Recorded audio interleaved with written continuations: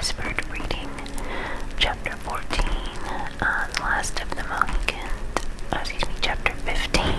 We read chapter 14 last time, so we're on chapter 15, Last of the Mohicans. So we will start with our lighting our candles, setting our intention, then some triggers, right? Clearing our space, maybe taking a few deep breaths. Start to relax, start to close your eyes, and start to relax, and maybe fall asleep if you can. Well, when I say if you can, I mean, if it's daytime and you're at work or something and you're listening to that, obviously you can't go to sleep. So, you get what I mean.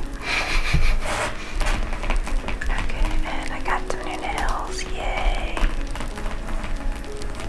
Okay, so let's go ahead and get into it. We are starting, we got a new daylight candle here.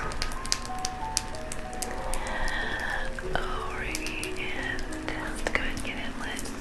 Oops, and I'm going to move the book actually because, I am going to be working with fire. Okay, bring this over here. And there we go. And alright, little candle lighter, ASMR, candle wick ASMR. Oh, geez, sorry. Hold on. Here we go. Let's try that again.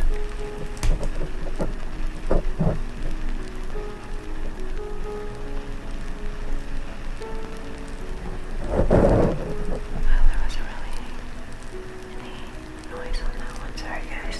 Alright, so let's go ahead and put our little candle in there and set our intention. Oh, jeez.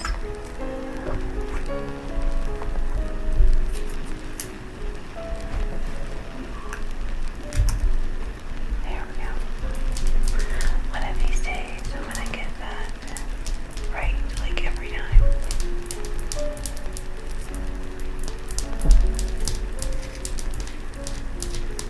Alright, so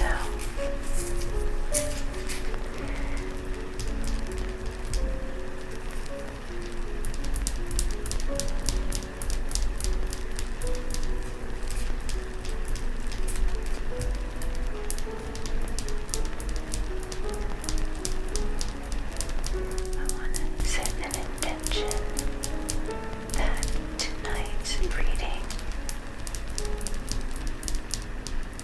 inspire the greatest good, the greatest and highest good for all.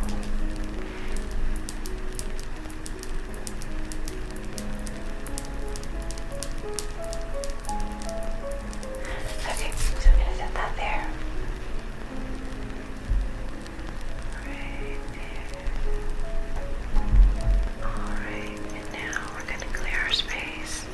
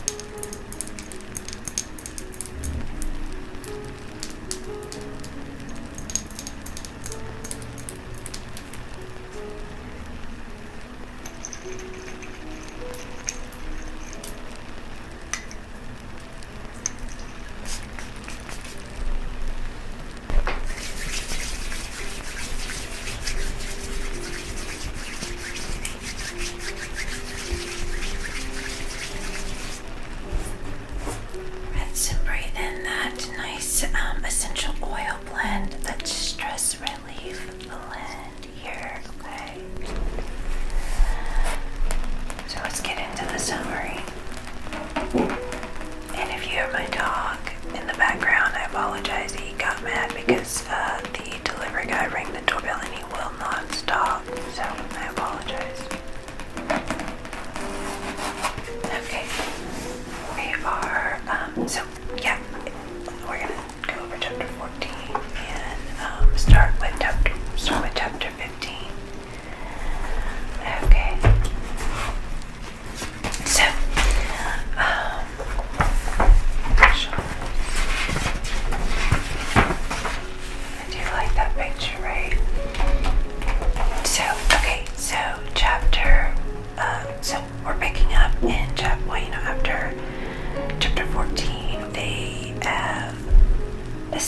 again, like they had a really close call, right, in chapter 13 with the Hurons again. But so now in chapter 14, they've been walking through like some water without any shoes to like not leave a trail to be found. And they end up, coming across this pond that is known as the Bloody Pond because there, was a battle there, like, or a massacre, I guess, where, I don't know what you call it, I guess, because the French soldiers were surprised and just all killed, and then their bodies thrown into this pond. So that's why it's known as the Bloody Pond. And also this was definitely like an indication that they were near the French like camps of soldiers, right? So they end up coming up on like a French soldier who was just kind of like walking around by himself, I guess. Captain Hayward was able to throw him off by, responding back to him in French. Yeah, that was him just acting like he was one of them, right? Because they couldn't see them, but they could hear each other. Then Chingachgook ends up killing this guy, this French soldier, and scalping him, right? And so now, that's definitely going to be a problem, and they're, trying to hurry up. They're trying to run for safety, right? Because now these guys are going to be after him. Because, this is at night, so, Hawkeye is leading them through, like, the mountain or whatnot. As the sun is starting to rise, they're able to see the Fort William Henry where the Monroe sisters' father was the general, right? However, between them and the girl's father and their safety at their fort were 10,000 of the French soldiers. That was like to the north, and then like to the southeast there were the British at Fort Edward or something. And so they were like right in the middle of this really intense, area. And like in the middle of this battle, right, between the French and the English. So they were definitely in a dangerous situation. Okay, so, they're of course trying to, luckily, right, this fog comes through. They've already been, shooting, they've already started shooting at each other, so there's shots going off in the air, but, there's this fog that comes through, this really heavy fog, so this party decides to go ahead and take their chances, and, it was safer that way, because they would be less easy to be seen, right? And so they decide to push through this fog. Okay, but they end up getting lost, right? Because they're in a fog, so they can't see, right? And they end up finding this cannonball ends up like rolling up to them at their feet. They decide to follow its trail from where it came. They figured that would get them to safety. However, again, they ran into French soldiers and got lost again because they had to like just run, so they couldn't stay on that trail. So they got back on this trail, but of course the French soldiers are being, after them. But they end up just happening to like run into the fort's walls. The General Monroe recognized Alice's voice, right, and ordered his men to like go and defend their position. But he stopped to he was crying, and he, gave her a hug, and of course they were, reunited. So that's where we ended in chapter 14. So now we will start with chapter 15.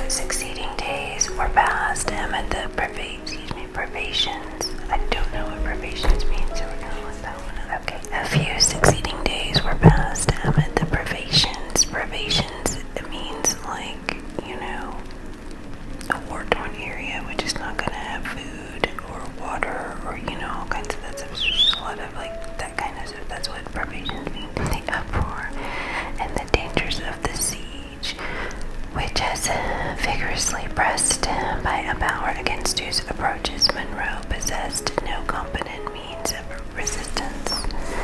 It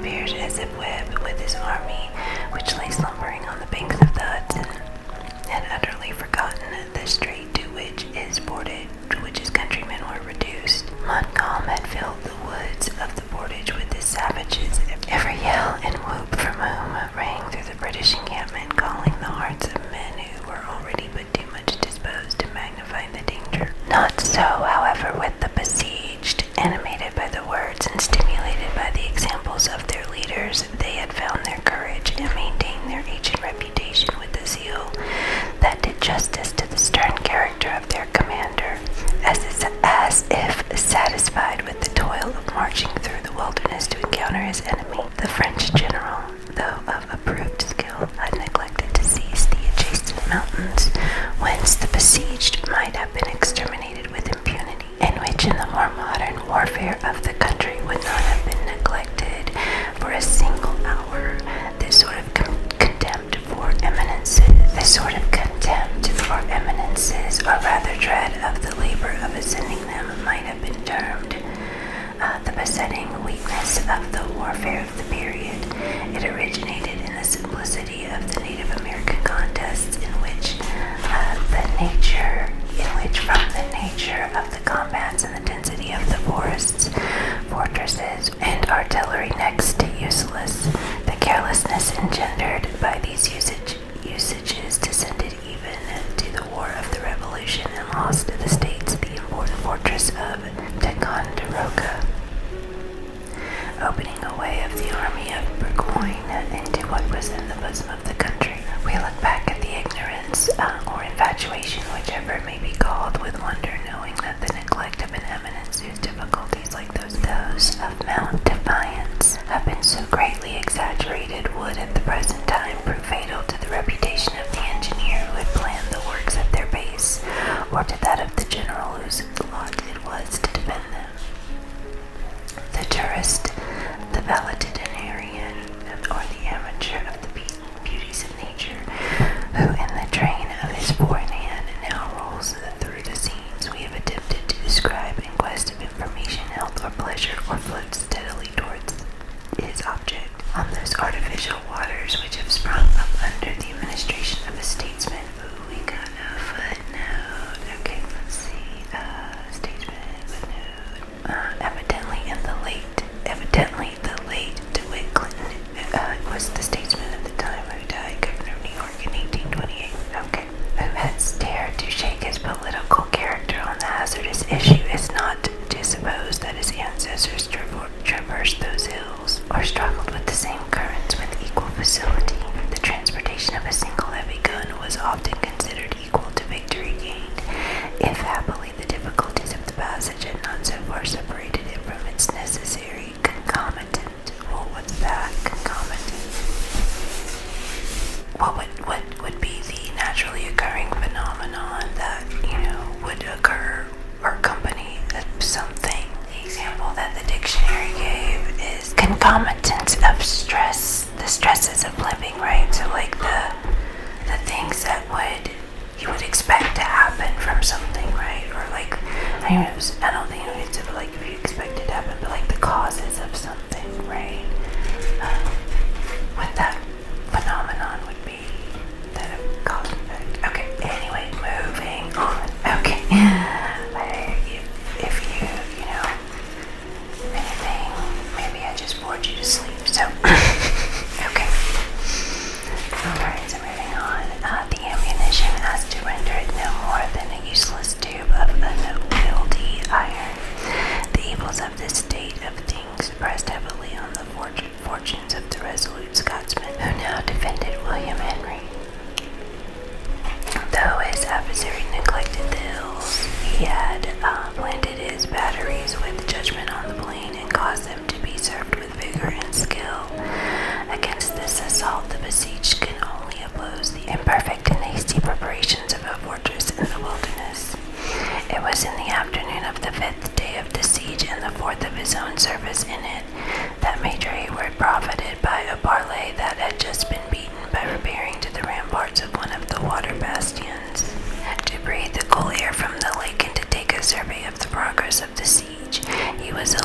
the solitary sentinel who paced the mound be accepted, for the artillerists at Asen also to profit by the temporary suspension of their arduous duties. The evening was delightfully calm, and the light air from the limpid water fresh and soothing. It seemed as if with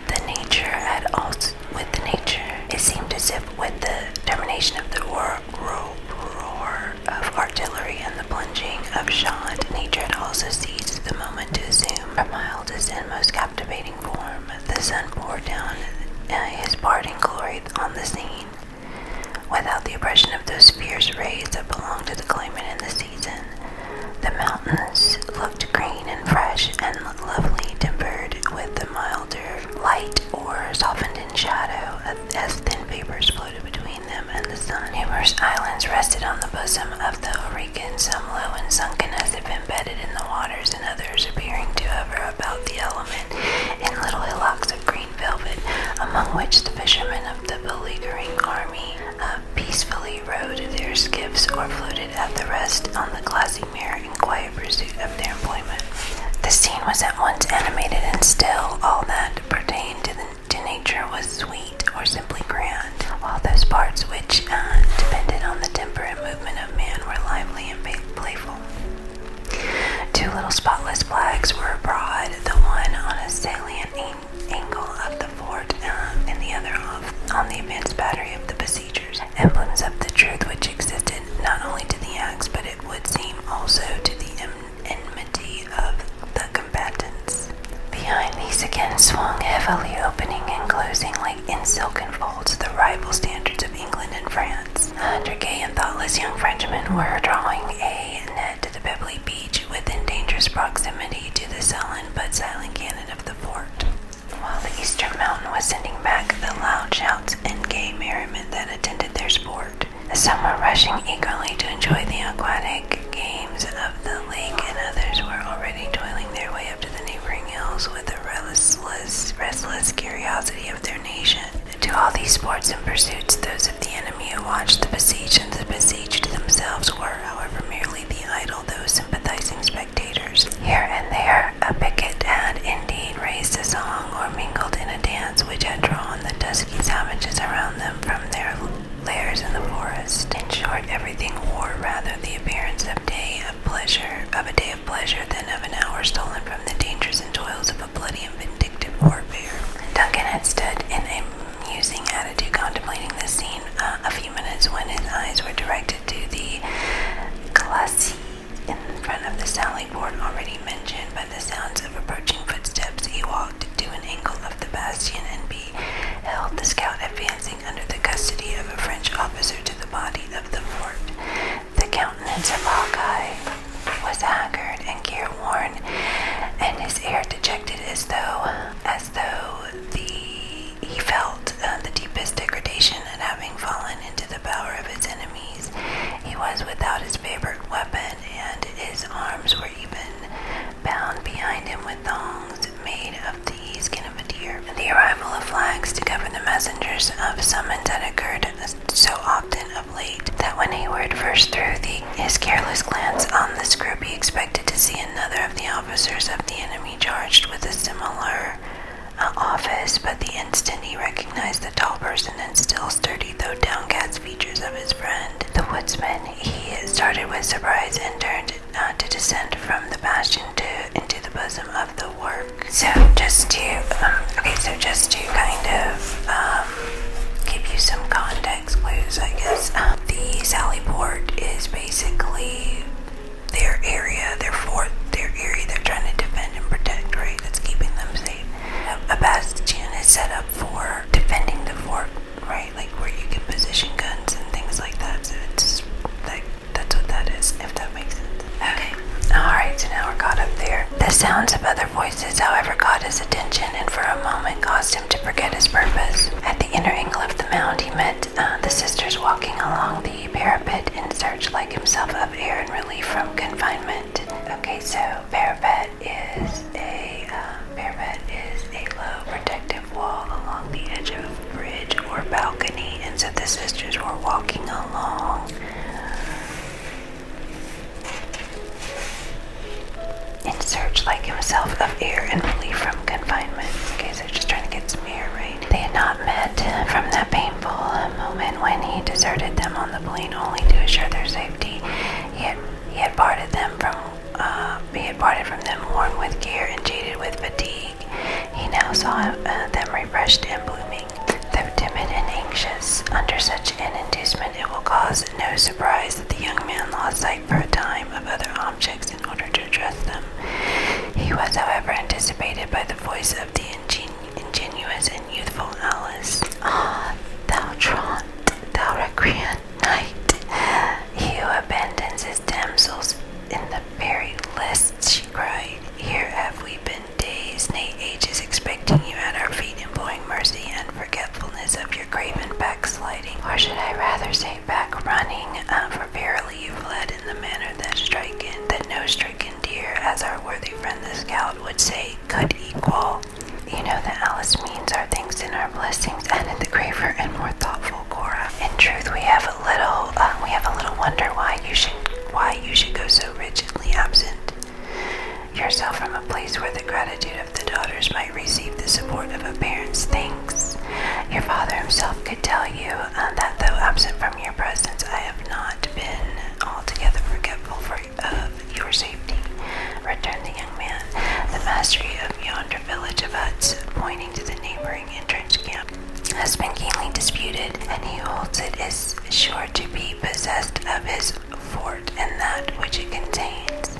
My days and nights have all been passed there since we separated, because I thought that duty called me thither. But he added with an air of chagrin, which he endeavored, though unsuccessfully, to conceal, that had I been aware that what I then believed a soldier's conduct could be so construed, shame would have been added to the list of reasons.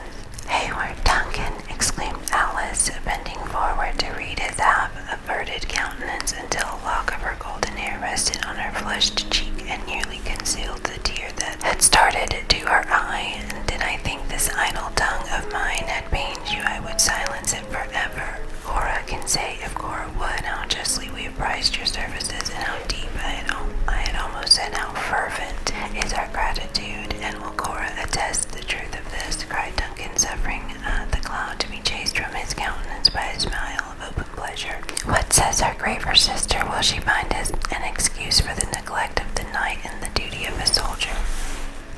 Cora made no immediate answer, but turned her face toward the water, as if looking on the sheet of the hurricane. When she did bend her dark eyes on the young man, they were yet filled with an expression of anguish that at once drove every thought but that of kind solicitude from his mind. You are not well, dearest Miss Monroe, he exclaimed. We have trifled while you were in suffering. 'Tis nothing, she answered, refusing his support with feminine reserve, that I cannot see the sunny side of the picture of life like this artless but ardent enthusiast, she added, laying her hand lightly but affectionately on the arm of her sister. Is the penalty of experience and perhaps misfortune of my nature.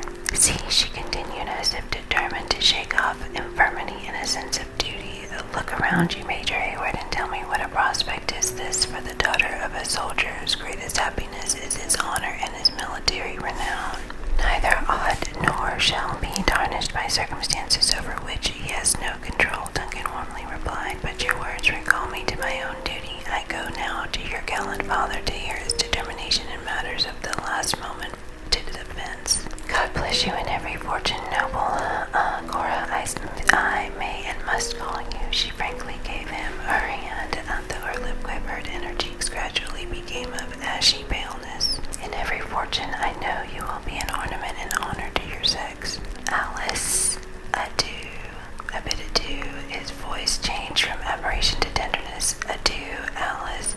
We shall soon meet again as conquerors, I trust, in amid rejoicings. Without waiting for an answer from either, the young man threw himself down the grassy steps of the bastion, and moving rapidly across the parade, he was quickly in the presence of their father. Monroe was pacing his narrow apartment with a disturbed air and gigantic strides as Duncan entered. You have anticipated my wishes, Major Hayward, he said. I was about to request this favor. I am sorry to see, sir, that the messengers I so warmly recommended has returned in custody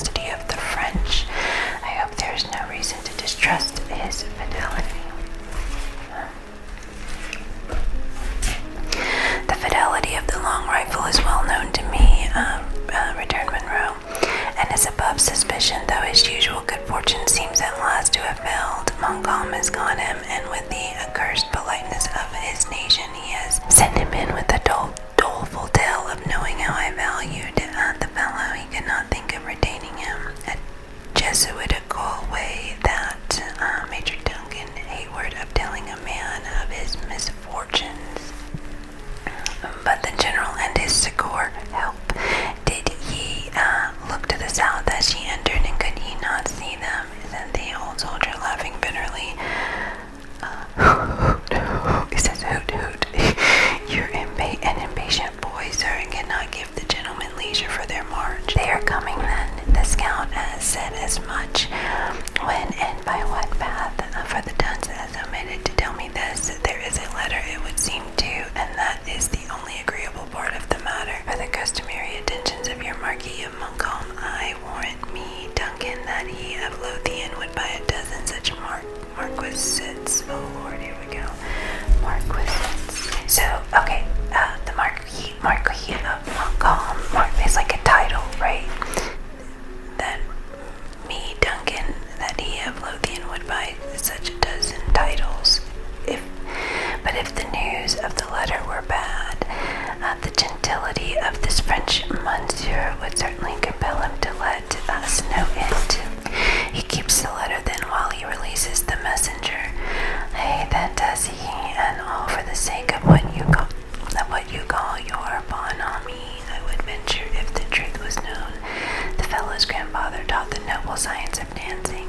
But what says the scout? He has eyes and ears and a tongue. What verbal report does he make? Oh, sir, that he is not wanting in natural organs, and he is free to tell all that he has seen and heard. The whole amount is this: there is a fort of his Majesty's on the banks of the Hudson called Edward, in honor of his gracious Highness of York. You'll know, and it is well filled with armed men, as such a work should be. But was there no movement, no signs of any intention to advance to our relief? There were the morning and evening parades, and when one of the provincial loons, you'll know, Duncan, you're half a Scotsman yourself, when one of them dropped his powder over his porridge, if he touched his coals, it just burned. Okay, porridge.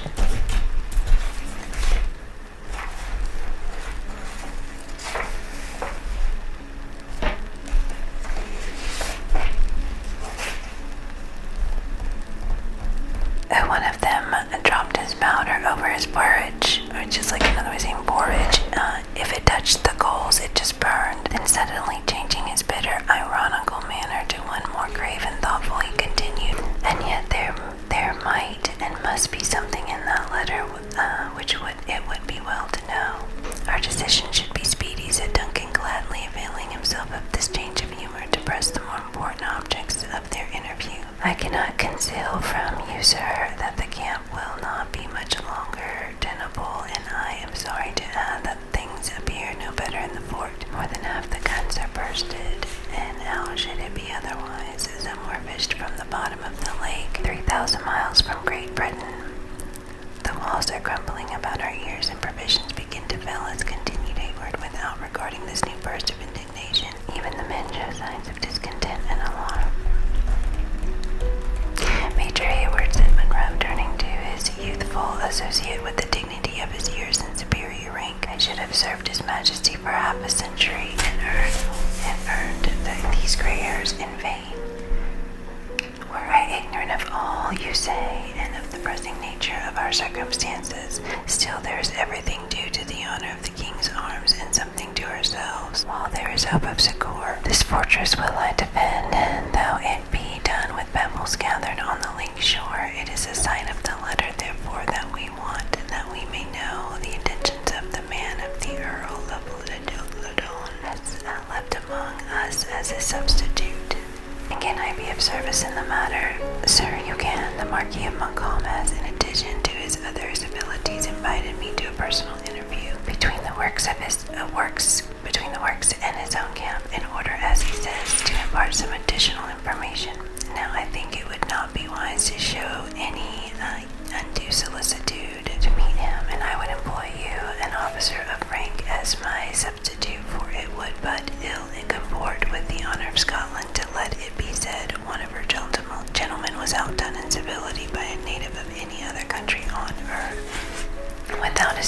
the supererogatory task of entering into a discussion of the comparative merits of national courtesy. Duncan cheerfully assented to supply the place of the veteran in the approaching interview. A long and confidential communication now succeeded, during which the young man received some additional insight into his duty from the experience and native acuteness of his commander, and then the former took his leave.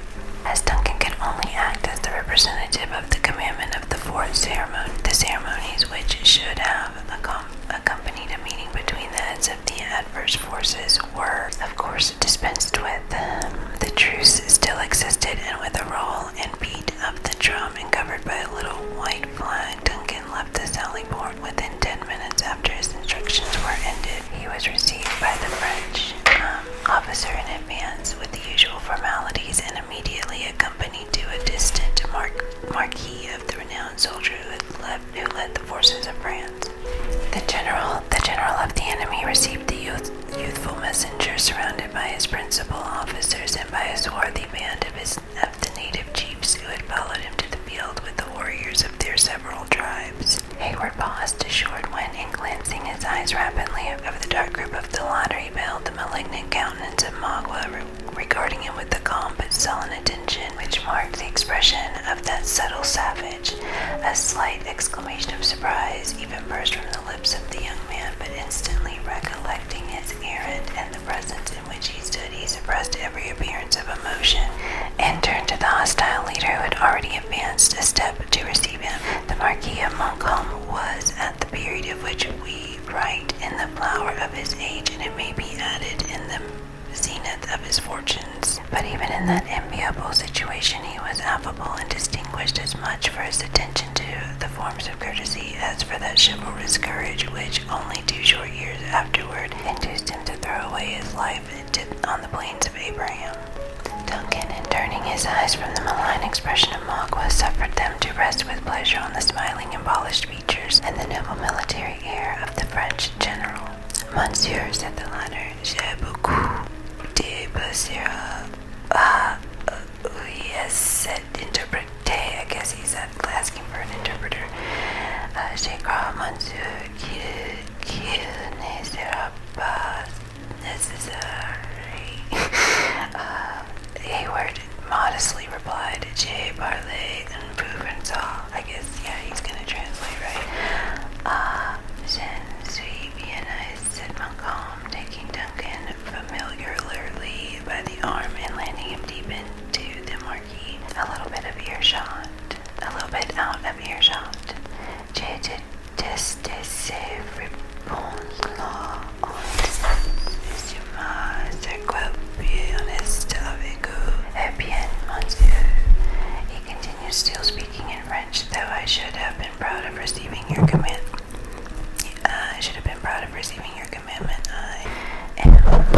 I am very happy that he has seen proper to employ an officer so distinguished, and who I am sure is so amiable as yourself.